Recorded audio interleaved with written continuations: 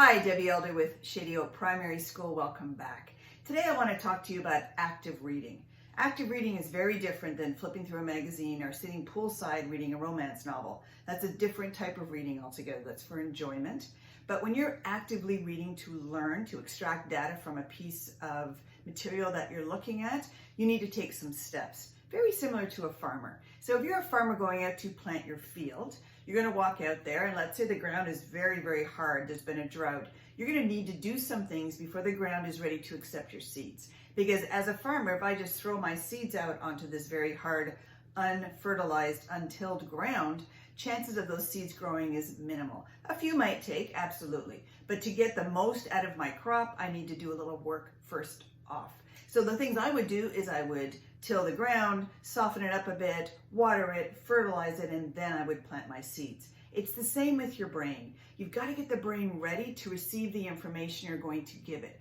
And so there's ways to do that. When you're assigned perhaps an article to read or a chapter in a textbook or something to view online, you want to get through and you want to answer some questions first. One of the questions that I always like to answer is, how long is this article? How long is this chapter?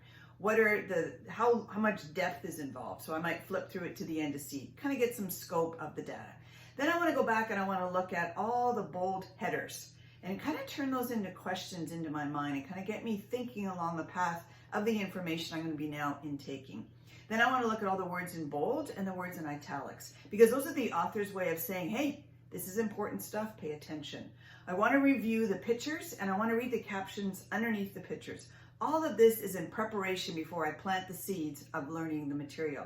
The next thing I want to do is look at the questions, because those are another insight from the author saying, here's the important things I want you to get out of this chapter or this piece of information, and that's why I've given you these questions. With all of that information, I am now set to actively read. The next thing I want to do is make sure I have a pen or pencil in my hand and a piece of paper so that I can write down questions, I can jot down ideas.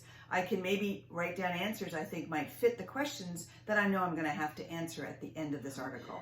All of those pieces are going to allow you to read actively, therefore read efficiently. Enjoy. Please comment, subscribe, follow, share. We'd love to hear from you, and be blessed.